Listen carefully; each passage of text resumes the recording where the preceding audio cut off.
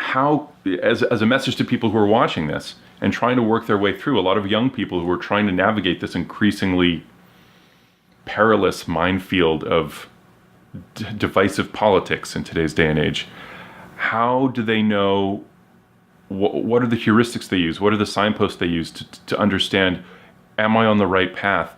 Is what I'm being taught or is what I'm being attracted to politically motivated from a sense of what's actually best for the community that I'm nominally caring for? Well, that requires, you might say, well, that requires careful meditation and prayer. You know, if you wanted to be traditional about it, I would say you have to orient, you have to determine, this is a process of soul searching. What are you oriented towards? And the answer could easily be nothing. Well, this is why I produced the Future Authoring Program. You got to be oriented towards something, because otherwise you're disoriented. You just spin around in circles and then you suffer. And so do people around you. It's not a good solution. Orient yourself towards something. You have to figure out what it is. What will work for you? What goal would justify the suffering of your life? Start trying to piece that together. You're going to get better at it. But it's a personal process. And you should use your education to inform that. So you need a personal place to stand, because otherwise you're going to be handed a place to stand on a plate. And it may be one that makes you a puppet of someone else's goals.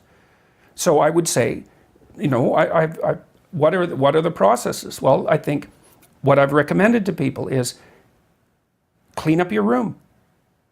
That's a good start. Organize your local landscape. Schedule your time. Start taking control of yourself. See if you can stop saying things you know to be lies. That's not the same as telling the truth. You don't get to do that to begin with because you're not good enough at it to even attempt it in some sense.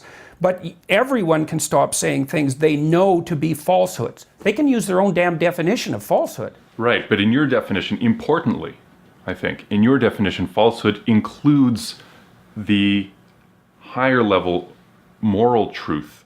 Yes, it's living wrong. You can say something that is literally true, but of course, like you said earlier, it's a black truth in the sense that at a moral level, you're saying something to cause a social effect that is actually negative. I would say, stop saying things that violate your conscience instead of stop saying things you know to be untrue, because we run into the truth problem. But I would say, stop. Here's another idea. Stop saying and doing things that make you feel weak.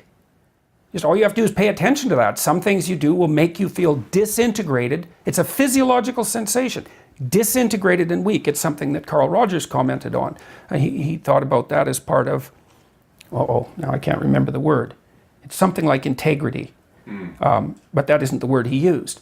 But some things improve your integrity and some things disintegrate you.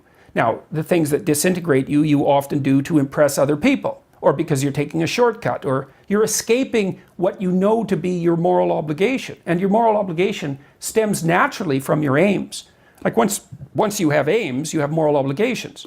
They come together because the moral obligation is what you need to do in order to obtain the aim. So, and if you don't have an aim, well then you're aimless, so that's not a solution. So along with the aims come the moral obligations.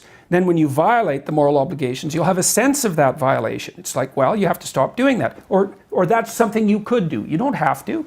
You don't have to do any of this. But I would say that's where people should start. You start small. It's not small. You think it's small. It's not small. I had a girl come up to me last night at the end of my talk, and this happens all the time. She said, I started cleaning up my room last year, and it completely changed my life. She said, your room is an externalization of your mind. And that's right.